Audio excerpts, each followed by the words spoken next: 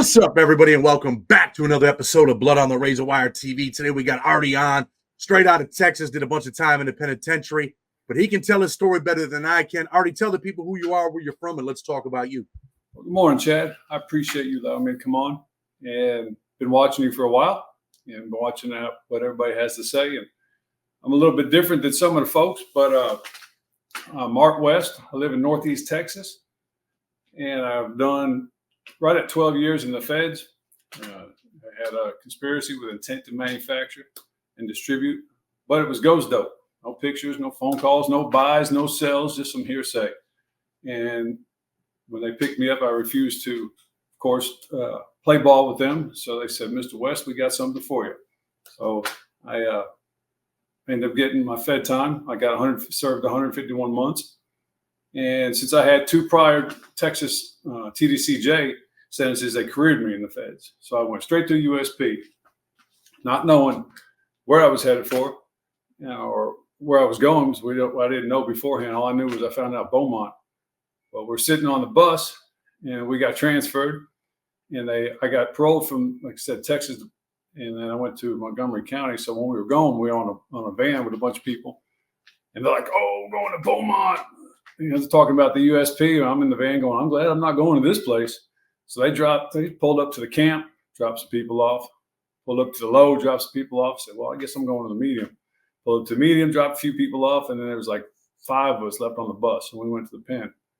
I had zero idea about Beaumont. I didn't hear anything about it previously, and these guys were just scared. And so next thing you know, we're getting to R&D, and it was real. It was. I had no idea what I was fixing to step into. Yeah, let's talk a little bit about this. How old are you at the time that you're on your way to USP Beaumont? 36. 36 years old, walking into Beaumont. What year? 2007, November 2007, just before Thanksgiving. So you walk in there right when it's jumping. Man, it was happening. I didn't know anything about the feds. I didn't know anything about Beaumont, how the federal system worked, USPs. I had zero knowledge of what I was walking into, and it was happening. What's that first day like when you walk into Beaumont? Are you approached by other white prisoners? I mean, what's it like? Absolutely. Well, the first thing was R&D, and R&D wanted to know who you clicked up with, who do you know, who you run with. Let me see your tats. I had a few tats, but nothing, nothing gang related. They said, "Who are you going to run with?" I said, "I'm a Christian." I said, "I'm not running with nobody." They said, "You're going to run with somebody here." I said, "I serve the Lord." And they looked at me like I was crazy. I said, "You better go get a knife." And that was from staff. And I said, "Man, where am I at?" They said, "You better go out there. You better get a knife, find your people, and stay out of the way." So I'm just blown away. I'm going, man, staff telling me to get a knife. So we go out to the yard, and it was late in the day. And I ended up going out, and they put me in a cell with an ABT dude. And he wanted to know where I was from, what my charge was. Let me see your paperwork.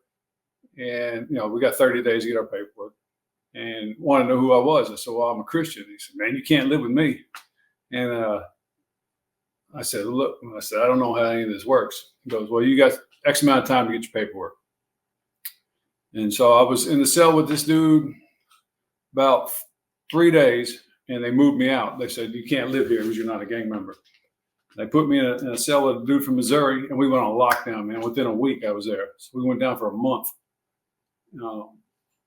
I don't remember if that was the guys in the shoe first, but there was a killing. So we went down for a month, and we came up, and the guy I was in the cell with from Missouri, he was not a good dude. And not knowing anything, I'm having to live with this guy. He's talking crazy about me being a Christian, and he's telling me he's Satan, and he's going to just do a lot of crazy stuff. So when they opened the doors, after we come off lockdown, I went to the shot caller in the unit. And at that time in our unit, it was Smallwood, and he was around the system. A lot of people heard Smallwood. I know Smallwood. And so it was Smallwood and Vinny from Missouri. And so I went right to him. They said, "Hold up, Arty. We already know about this dude, man. We're going to get you out of this cell." And they ended up banging this dude up, the dude from Missouri. He turned out being no good. But that was a rough, I'm there not less than a week. I'm watching dudes get their heads kicked in underneath the tower. You've discussed that with people before. And I'm beside myself because I really didn't know this was a whole other world, man. And you're in Beaumont when the thing happens under the tower. That's with Adam Oliveri and one of the dudes from my city, right? yeah, I've heard you discuss that. Yeah, when they were fighting underneath that tower and they slid the window and ended up shooting the dude there. They shoot the dude that's getting assaulted, right? I think. If I'm I not believe wrong. that's what it was. I wasn't on the yard. I wasn't right in that area. I would try to go to chow, go where I needed to go, and get back to the unit. I was there when the DC and Texas got into it. I was coming from chow. So we're there. I'm there not even a week. We're locked down for a month. I come up for a few days, trying to hustle and get things together, trying to figure out who I am, where I belong. The dudes are approaching me. Hey, you're going to ride? I said, hold up. I'm a Christian. Well, it don't matter who you are here. You're going to ride. And I end up meeting Richie and them because, of course, all the independent white guys got to meet them. And they're trying to lace me up on how things are going to work. Well, we go right back down again. So we're down for another month. So we're down through Christmas. We come up and we're down again. In Texas and DC got into it. I was coming from the chow hall that morning, walked right through the yard into the gate. They call it the truck stop in Beaumont, where all the stuff came together. Just as everybody was lined up on the yard, and I was like, man, I don't need to be here. So just when we got to unit, it kicked off. And it was just a terrible place. But I stayed out of the way. I ended up in the cell with, I mentioned to you, the guy from Boston. And we had a good cell time together. But, I was there from November of 07 to March of 08, and that's when they shut it down. And, between the killings in the shoe, DC and Texas rocking on the yard, I maybe had a month on the yard. And I didn't have to get involved with all the nonsense that was out there. Let me ask you this, right? You go in there, you tell these cats you're a Christian, they're like, man, it don't matter. You're either here or you're not here, right? Yeah, they said you're going to ride. I said I'm going to ride. How am I going to serve? Before I came into the system, I was in and out of church. I didn't grow up in church, but I was in and out of church. And then after I got picked up in Collin County, Texas, I made a commitment to the Lord. I said, Lord, I need some help. At that time, the state just gave me that 8 ag, which is 85% in Texas.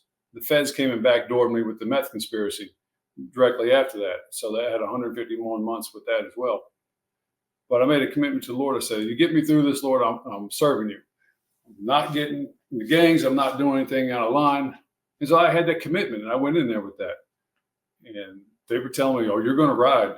I said, I can't serve you and serve the Lord at the same time. And that's what I stood on. And they said, we don't care what you're doing.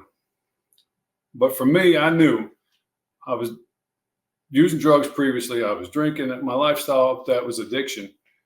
And that's what got me in there. So I wasn't about to join up with somebody else that was going to hinder my growth of trying to get home to my family and my home life. I was doing it outside. Why do I want to come in and do it now?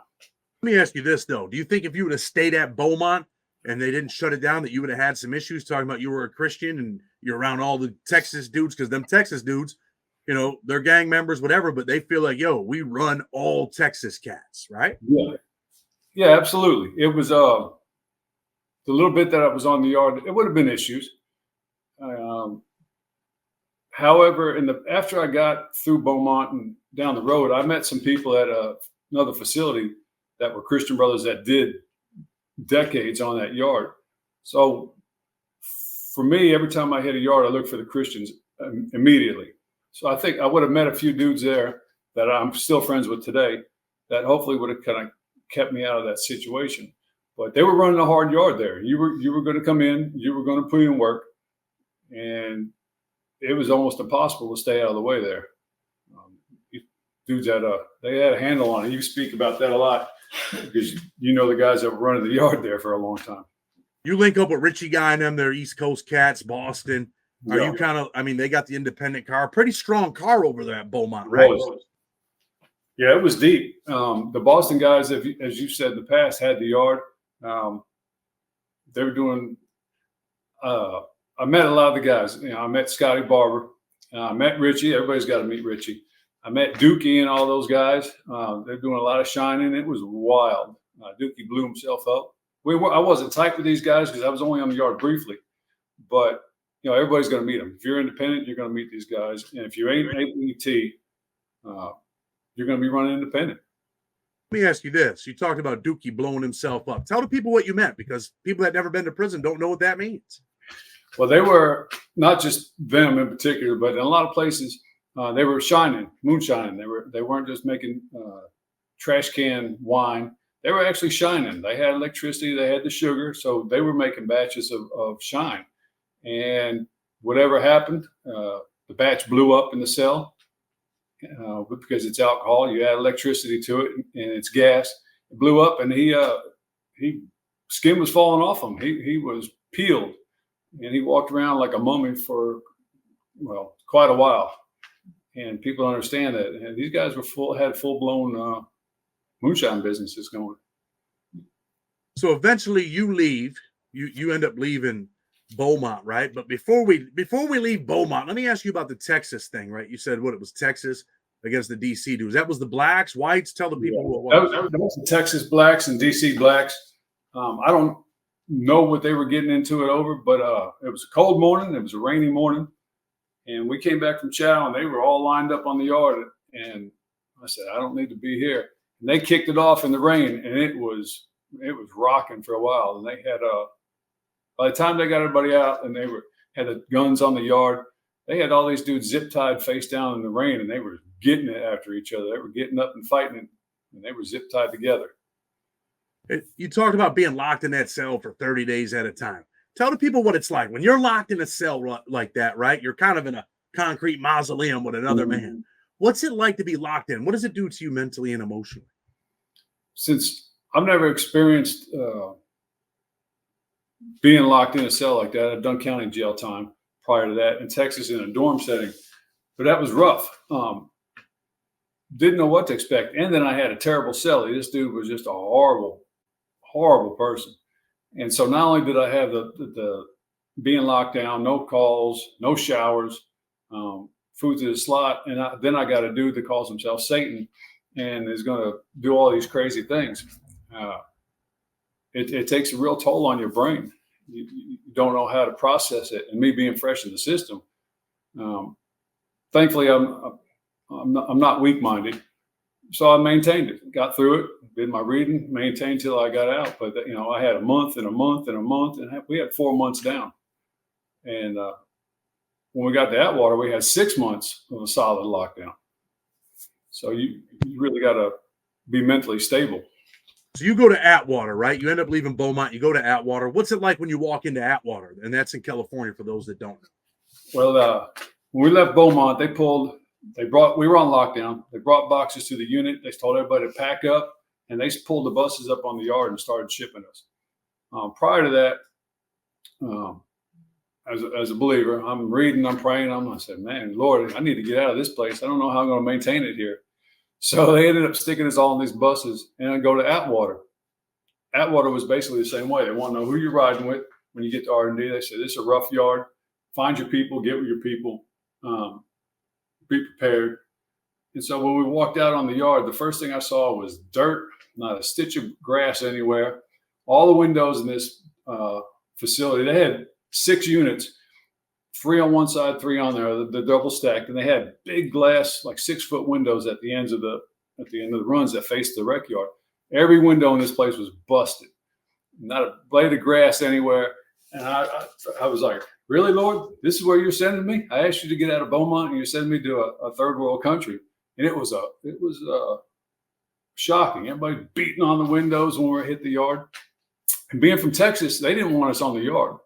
So they stuck us in a unit all by ourselves. There was 40 guys that showed up there. And I think maybe a dozen came out, but it was rough. You walked in there. What's the tone like when you're on a bus, right? You say only a dozen come out. What's the tone like when you get into that R&D? Do you see dudes like, damn, man, I'm checking in. I'm not going out here. What's it like? What's that environment like? The tone was crazy. Like, they black boxed us. We left Texas everybody was black box. So we've been on the flight. They fly us to Victorville, and then they put us on the bus from Victorville to Atwater. It's like 7 or 8 hours. So we've been on a bus, black boxed, which is can't move your wrist. They got handcuffs on you, put the box on so you can't move. And then we get up there to Atwater, and people are like, yo, well, I'm not going out here. I can't go out here. They're from a particular gang or car, and they're checking in right there. They're refusing the yard. And from going where I was at, going to here, it was like, wow, man, I was just seeing death over there, and the madness and the mayhem that was going on, and the drug use, it was insane. But the staff told us flat out when we were going, they said, be prepared, find your people and stay out of the way. Because it's popping out here. So they were trying to get into the unit. They put us in a unit by ourselves. And then there was some Mexican guys that came with us. We were in the unit on a Friday, Saturday, Sunday, and the Monday they let us out. There was a gauntlet. Everybody on the compound was lined up on the sidewalk. And at that time, there was maybe about 700 people there, about a half a facility. But they lined up on both sides of the sidewalk. And so when they let us out, we had to walk from the furthest building to the chow hall. And it was hundreds of people. And it was like Roman days. You're walking through this place and you're like, man. And the Mexicans were trying to get to the locked unit to get the guys that they locked in the cell because they knew they couldn't come out on the yard. But they didn't want us on the yard. We were Texas. They didn't want anything. They didn't want us there. They wanted to do everything they could to get us going. And it was, I stayed.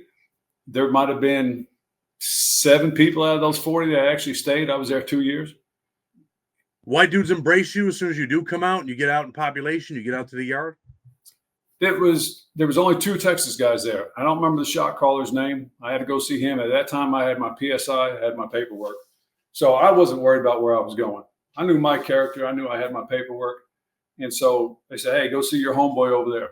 I went and talked to the dude, and he said, you got your paperwork? Gave my paperwork. He said, what do you do? I said, I'm a Christian. He says, let me tell you how this is going to work.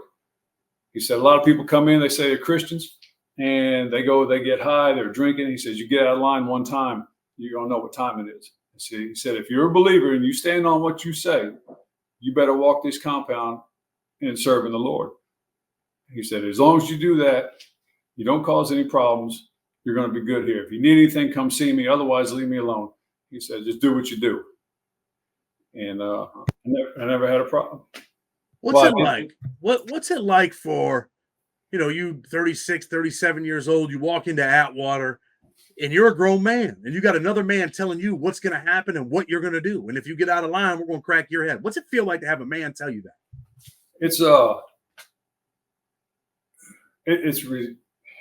I'm just going to say, it's ridiculous to have another man. I came in and I got myself in my own problem. I'm coming into prison, and my thinking is I'm going to come in, I'm going to serve my own time. I'm going to walk on my own 2 feet. And they're like, no, it ain't happening like that. Especially, starting out in Beaumont. This dude's going to tell you where to go, what time to go, how you're going to live your life. And as 36-year-old man, I'm like, who you tell me how I'm going to function? But there's rules and regulations. So you're going to come in, you're either going to follow the program or you're going to get your head cracked. I got to make the best decision at that time. Like, hey, look, dude, all right, you're your own man. It's ridiculous. Someone's telling you what to do, but you fall in line, right? I mean, this is how prison works. Yeah, you do. The first person I met was the inmate pastor. His name is Pastor Jim. We're still friends today. I was carrying all my stuff across the compound, and I'm like, oh man, where am I at? They got everybody on lockdown. It was a count time, so I'm going across, and I met Jim, and I said, "Where's the Christians?" He goes, "You're in the right spot." We became friends, and since there was only 2 white dudes from Texas on the yard at that time, every white person had every white guy had their own cell because there was no white dudes on this yard. There maybe 100 out of 700 white guys on the yard. So we were outnumbered, and I told my shot caller, I said, look, this is who I am. This is how I'm going to do my time. He said, just stay out of the way. We don't have any numbers here. There's drugs here. There's everything else. He goes, you want to find it, you're going to get in it. But I stayed out of the way, and I maintained that walk through the whole time. All right, let me ask you this. Any trouble? You ever have any issues? You ever have them be like, yo, you got to put in some work today? Nothing like that? Yeah, and actually, that Atwater yard was at that particular time in 07, beginning of 08. The Oregon and Washington dudes had, I guess, that yard. They were speaking loud on that yard. There were so many. And I was in a unit, and they came to me and my cellie was from Texas. He was 50. I'm 36 at the time. And they said, hey, y'all got to go check. You're up. Go put this dude up top. And it's like 9 o'clock at night. And I said, I'm a Christian and I'm from Texas. How you come to me and tell me I got to put in work? You don't speak for me. But there's about 8 of them. They're all high on heroin. They're drunk. And they said, look out, it's your time. And so I'm in a predicament. I can't get to my shot caller, even though I'm not in the car. So there was an incident. The dude was probably not bad, but he came in. He was young. He was scared, and he said, "I'm not carrying a knife." And the dude said, "Well, at that time, if you're young and scared, and since he didn't want to carry a knife, they assumed he was bad, that he was dirty. Kid's fresh off the bus. They didn't even have his paperwork yet. So there was an incident. I was in a predicament where one way or another something was happening that night. Did I choose right? Today, I think I didn't. I should have went a different route and just brought it right to them. But I figured I was sparing this young man, so we gave him an option. There was an issue. They ended up sending people in the cell anyhow. So I ended up getting an assault charge. Kid was not. We didn't put no steel in him or anything like that. But I did a month in the bucket, and when I came back out, my shot caller told me, he says, don't ever let these people put you in a wreck again. We know what happened. You're cool on the yard. Everybody respects, everything. We understand the situation. So let me ask you about that. Now, let me ask you, this is a different type of interview when we get a Christian on here, right? So, and nothing against you, because I'm a Christian for those that don't know. Anyway, you're in a position, right, where you got to put your hands on this youngster. How do you feel about it when you get to the hole? You feel bad inside, like, damn, man. Yeah, it was terrible. I'm still fresh in the system. So I did my 4 months or so, 5 months in Beaumont. You always hear, you're going to put in work. You have to put in work. As a believer, that's the last thing I want to do. Being new, getting transferred right off the bat into another horrible facility. This place was, they're smashing people all day long. I have 8 guys that are high on heroin and drunk in front of me telling me I got to put in work on somebody that I'm like, what am I supposed to do? So they were either going to come at me and my cellie, and I got to deal with them, or my thinking was, I can get this dude, go in the cell with him and tell him, look out, these dudes want you off the yard. It's better off us coming in here instead of them coming in here and putting a bunch of holes in you. Yeah, it was horrible. I had to sit, I still think about it. Now, if I replayed it, I should have just handled the dudes right there on the flats in the unit and told them to go do your own dirty work. But I got that. What would have happened to you if you would have done that? Well, there was about 8 of them, all carrying knives. They didn't take knives off people at that time in Atwater.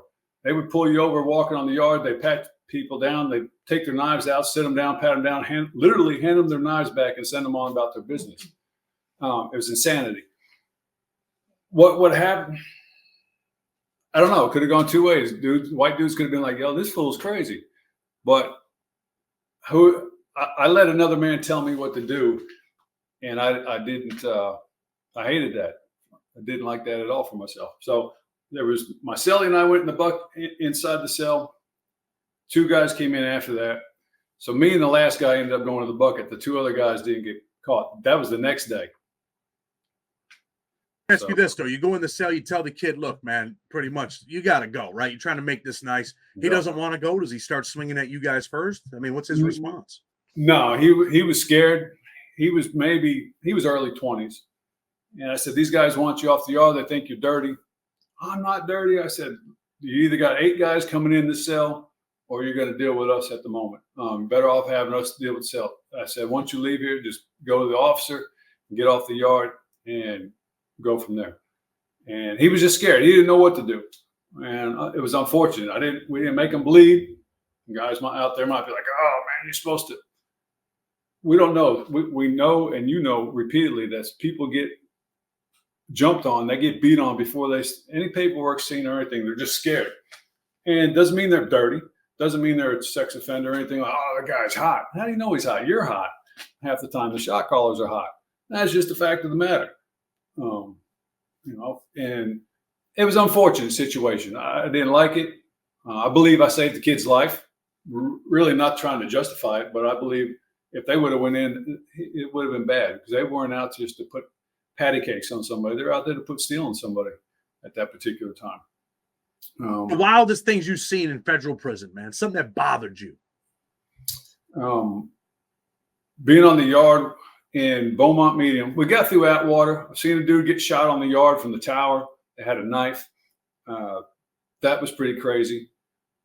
And then in Beaumont, I've been on the yard when the blacks and Mexicans got into a riot, and guys trying to climb over the razor wire, get stuck in the razor wire.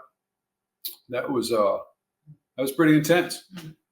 Watching all these hundreds of guys try to kill each other and climb over a razor wire fence, and they're getting stuck in it. I saw a friend of mine get his head split open. He actually passed out. He got hit. We were in Beaumont Medium. We were on lockdown. Well, we just got on lockdown. A white dude hit a friend of mine, and when my friend hit the floor, his head hit the floor, and the puddle of blood just started going out. So I look out the cell door, and I see a friend of mine laying there in a puddle of blood. I think that was the worst time. I thought he was dead, but thankfully he made it. Does that affect you mentally, emotionally when you see that? Then you're locked down, you're in your cell. Are you like, damn? Are you kind of dwelling on it? Like, damn, I was friends with that dude, man. Like, wow. Yeah, absolutely. Being locked down, at Atwater, we had a 6-month lockdown. They killed Officer Rivera right after we got there, and then we came up for about 2 or 3 hours, and the white guys from Oregon and Washington got into it with the Crips. So we went down another 3 months. We had a solid 6-month lockdown there. That was mentally screwed up, and all the things with the stabbings and the beatings we were seeing. And then seeing a friend laying in a puddle of blood was just like, wow. Watching this dude bleed out. And so you got to deal with that. But you got to remember the environment you're in is not play school. They're hardcore. The whites and the Crips getting into it. What's that over? Do you know? TV. We came up when we went down when Officer Rivera got killed. They did some shaking up in some of the units. They changed some TVs around. So when we came up for about an hour, the white dudes that were in the unit that I was in decided to take a TV. Well, it was a black TV. And the Crips were like, no, that's our TV. So they ended up having a full-blown riot inside the unit and all over a TV. Dudes got put in the hospital. I don't think anybody died at that time, but there were people in the hospital for a long time, and they were messed up. So all over a TV, guys, trying to kill one another. And it happens all the time with TVs. It's ridiculous. When you talk about a white TV, a black TV, tell the people what that is. Some people don't know. Well, in the federal system, everything is 100% segregated. You don't sell with another race. You don't eat with another race, as you explained on some other shows. Chow halls are segregated. There's a white side and a white and a Mexican side. In the units, there's usually 6 or 7 TVs. And there's white TVs, there's black TVs, there's Mexican TVs, there's Asian TVs. And people claim TVs. And you can't just go, well, I'm going to take this TV. If you're white, you sit in front of the white TV. If you're black, same thing with the black TVs. Me being a Christian, something kind of funny, I wasn't allowed to sit at the white TVs. I was banished. Being a Christian, the white dudes don't want you around most places because, you're a Christian. You're trying to hide underneath this, the Christian thing. So I wasn't allowed to sit at the white TVs because, I'm not one of them. I'm not in the independent car. I'm not in whatever car. So you can't sit here. I would sit and watch all the other people's TVs. They're like, Arty, come on over here and sit down. Let me ask you a question about that. You're banished. Like these other white dudes look at you like, ah, man, how does that feel inside when your own people are not accepting of you? Man, it didn't bother me one. It's a shame. I feel for them because they're underneath somebody else's uh, direction, and so you can't sit here and watch TV. All right, cool. But I don't follow you anyhow. I serve a God that is way bigger than you. I don't need your funky TV, but and I see these other men that are sitting there, and most of them are sitting there. They got their heads down because they follow. And I'm not trying to disrespect anybody that's out there in the system or what somebody chooses to do. For me, as a man, I did my own thing, but I didn't want to follow up underneath somebody else. And a lot of the guys, they really didn't want to be in the car. They got forced to be in the car. They got forced to follow somebody, and they really didn't want to do that. So you tell me I can't watch the TV. Okay, that's cool. I'll go over here. Blacks were like, Arty, come over here and sit and watch TV. The Mexicans were like, come over here. I didn't understand most of what they were watching, but they say, hey, you come over here and watch our TV. That's fine. Because they're not the ones that are going to get me home to my family. They're not the ones that are taking care of my family or putting money on my books or educating me so I could be a better person. The group that's sitting there, they're not helping them to have a better life, to succeed and get through this prison time. So it's no sweat off of me. Ask you this though, you're not allowed to just sit in the back at the white TV. They don't allow that. It depends. At Atwater, there was very few white guys. So really, in the unit, there was only I could sit pretty much where I wanted to sit. Beaumont Medium, they didn't want me at the tables. There was a big independent car down there, and they said, "No, you're not allowed to sit over here." That's fine. On Sunday mornings, sometimes I go watch the news, depending on who was up. But no, they didn't even want me anywhere near the tables. Yeah. You make it to the medium at Beaumont, and that's where these issues are really at, where the white dudes are like shunning you and shit like that. Yeah. When I first got there, they said, they pulled me up. Shot caller said, who are you? Where are you from? The usual schmeal that you got to give these shot callers. And I told them everything, had my paperwork. They said, well, you're going to run independent. I said, I'm not running independent. I said, well, yeah, you're going to run independent on this yard. I said, I just came out of 2 USPs. I came out of Beaumont and Atwater. I'm not about to get in the car here. And they were mad about it. They had meetings about it. They took me out of the cell I was in. The guy was independent from another state, but he didn't want me in his cell because I was a Christian. And so they threw me out of the cell. I was in the cell with him just a couple of weeks and then finally he's like, look, you can't live here anymore because I was a Christian. So they were hating on me. And I ended up talking to the case manager. I was trying to get a different cell. And I didn't tell them. I didn't go to the case manager like, hey, this guy is trying to force me out of a cell. I was like, hey, if anything comes open, let me know. Whether it was happened to be an open cell, it just came open. So they told me, you can move into that cell and make it a Christian cell. I said, okay, cool. They said, move in who you want. I said, right on. And but yeah, they looked down at the Christians. They looked down at the men who was, oh, you're just trying to hide. Trying to hide. I'm serving I made a commitment to the Lord. Well, you're a Christian. You're just a jailhouse Christian. I made a commitment. My lifestyle previously in both places showed that. I got to pray with DC black dudes. I got to pray with some Muslims undercover, different gang members, because despite what people want to say, they have family members, they have children, they have people they care about. And when it comes down to it, they need prayer. And on the cool, they'll come to you and say, hey, Arty, can you pray for my family? Not that I'm anybody special, but they know when it comes down to it, there is a God, there is somebody we have to face, and they need prayer. Despite how hard they are, they still cry at night. They still think about their people. So despite shunning me from a TV, they would still come and, hey, man, can you pray for my kids? A lot of people look at prison as banging up, but you're really just telling it how it really is, man, for real. Like the way that you're communicating this, it's real. That's what it is. People do cry at night, right? People do have kids at home. People do have a mother. And some of the toughest dudes you meet in prison, man, sometimes that's just a facade, right? The image they, project is the image they have to protect. So they want to be that dude, Absolutely. even like the shot caller and all of that. Let me ask you this. Where do you eat at in the chow hall? I mean, are you allowed to sit in the white section to eat?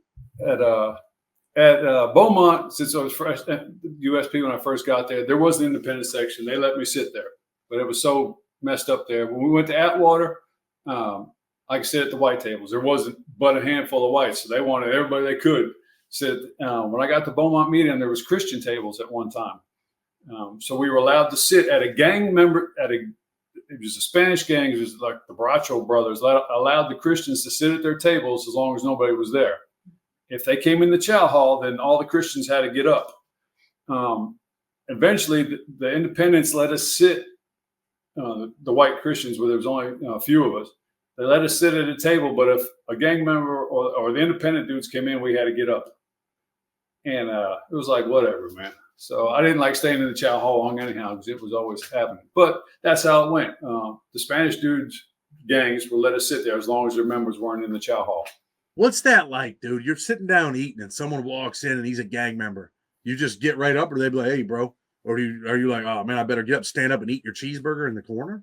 It is screwed up. But in order to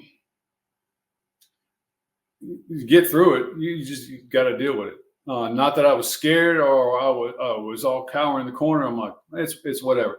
This is not my environment. My environment is working to get home to my family. My environment mentally was to let them do what they do there, because you're not gonna damper my end goal. My end game is to get home. And if it's not sitting down in the chow hall because this is your table, it's whatever. I'll take my food and go on down the road. That table and that food is not gonna stop me from reaching where I need to go. And I'm not gonna let it deter me and get in the way. That's no big deal. I'll just keep pushing. Kind of demeaning, though, to have to stand up when someone walks in like, this dude's the king. Like, who is this guy, right? Yeah, it is. But everybody wants to control something. You know it very well. Everybody wants to control the tables, the TVs, the remote controls, the washing machines, the microwaves. The control thing is just, a lot of people can't control anything else. They get put in a position. And let me stop you for a minute, right? And then I'll let you finish. But these are the people that are probably not going to make it when they get to the street. They're at FCIs. Most of them are probably going to go to the street. They're not going to make it. And sometimes when you're in a penitentiary, dudes act like that. I always say, these are the dudes like, and I mentioned Stevie Burke. He was in Beaumont at the same time you were there. This is the deal. You have nothing left in life. Mm-hmm. This is all you got. Prison. This is it. Yeah. You ain't never getting out of here. So you have to control something so that you feel important. You feel the same way? Absolutely. There's nothing left for them, most of them. Or they're so entrenched and deep in this gang or this car that they think mentally that this is what they have. This is what they have to hold on to in order to make them feel better and stronger. And I've never been in a car, never ran with a gang, always done my own thing. But to me, it's hollow, it's empty. You're really searching for something, but you can't find it because you're still empty inside because you're trying to control another man. And you don't want to be controlled. That's why you clicked up with a lot of things, but yet you want to control somebody else. It's supposed to be we'll use the whites, for example. The white guys press the white guys harder than anybody else. It's just supposed to be, we're gonna look out for one another. But really what you're doing is you're pressing the next man and you're extorting him because really somewhere inside you're lacking the ability to stand on your own 2 feet. Was there ever a time while you were in federal prison where you felt like, damn, man, I might be in danger when them dudes are having meetings about you? I mean, is there ever a time where you're just kind of like, wow, what am I going to do? Well, yeah. When I told them I wasn't going to ride, they were having meetings. The shot callers came together and said, hey, this dude's refusing to get in the car. I told them, I said, I'm not a big old MMA fighter. I'm not somebody that, I got these hands, I could take on the whole compound. I said, but this is where I stand. If I deviate from my path with the Lord to serve you, then I'm not serving the Lord, and I'm disgracing who I say I'm following. I can't follow another man. I can't follow a man and follow the Lord. So it's one or the other, whatever you got to do. Now, that's a bold statement, but it was true. It's like, if that's what you think you have to do, because I know I'm good, my paperwork's straight, I'm a good white dude, I don't get high, I don't drink, I don't gamble. You want to run me off the compound because I'm a believer. Okay, I'm not walking up top, so we're going to have to handle it some other way. But yeah, sometimes it's like, all right, they're so shady, some of them, that you don't know what's going to happen. It didn't matter whichever way. The Lord had me covered.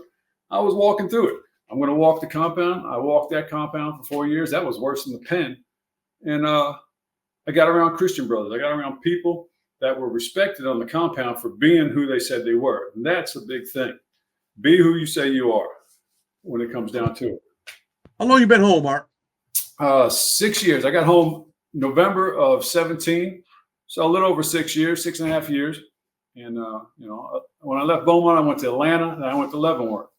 I left Leavenworth. Stuff going on at Leavenworth right now where they're locked down. There's a big article. They're not feeding the people. They've been locked down for months, I think, at Leavenworth right now. Yeah, they're changing Leavenworth over to, it's all pre-sentence. Most everybody there. They shipped all the sentence people out. So it's a pre-sentence facility now. And they're building a new Leavenworth prison on the property. I don't know if you knew that or not. But yeah, it was Atlanta. When I got to Atlanta, it was, I could eat with the blacks. I could eat with the Mexicans. I could eat wherever I wanted to eat. Tripped me out. Horrible place.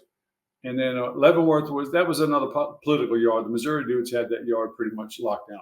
But I got involved with the chapel, Life Connection program, graduated Life Connection program. And,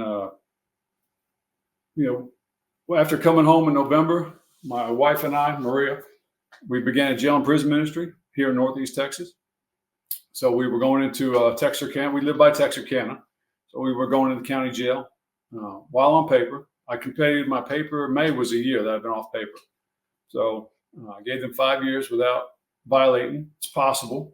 People don't, oh man, it's going to be so hard. They're going to sweat you. Well, what are you going to do? How are you going to handle yourself? That's the main thing. We started jail and prison ministry there. TD's Texas Department of Criminal Justice volunteers. I got to speak at Leavenworth in May of 19 as a keynote speaker for a Life Connection program. That had to go all the way to Washington to let me come in. And then currently going to an Arkansas prison every Monday night.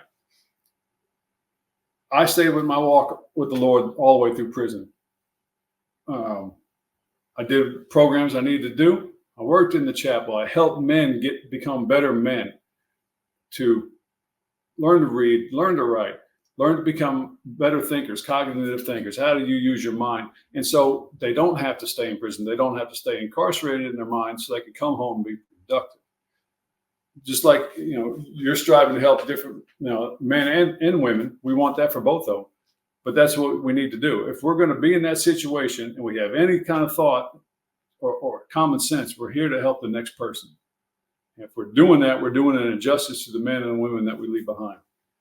And my goal is to be able to go around the country and speak to men and women coming home, or in our portion of the country or the state. There's almost zero halfway houses up here. There's one that's 2 hours away in Tyler, Texas, and there's one in Dallas. I'm 2 hours from a halfway house.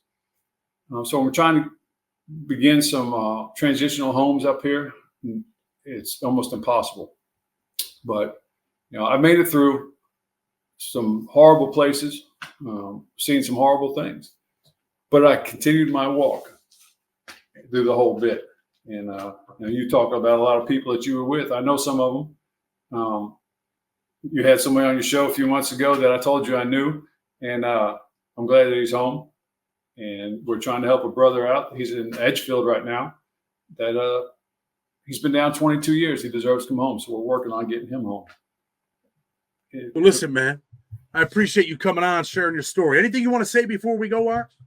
Man, I want to appreciate, we're grateful. My wife, Maria, and I are grateful for everything that you do. We've been watching your channel. We listen to these men, and it breaks my heart a lot of times for the people that come on that are still, it takes them all these years. They come in with no time, or they come in thinking they're going to go one way, and they end up clicked up with more time or bodies. And it takes them all that time, and even after coming home, that they're still struggling. You're struggling because we went in as, say, addicts or we got issues. You continue that path through the prison system, and then you expect to be successful when you come home. If you can't change what you're doing when you're going to have time, and take the programs you need to be, how are you going to be the man you need to be for your family when it's time to come home? I encourage everybody, take that time to do the best you can, despite this, wherever you're at, your USP, educate yourself, get people to help you if you need the help, and come home and be the man or woman you need to be for your family. For me, I pray that people come to know the Lord. Without the Lord, we're lost. Without having a relationship with Christ, I wouldn't have made it through. I would have been getting high or whatever. Well, listen, man, I appreciate you. I'm glad that you're out here doing the right thing. Glad you're going back into these jails, talking to men, trying to help men and women all over. Man, look, I feel like you're a good dude, bro. You've been through it. You lived it.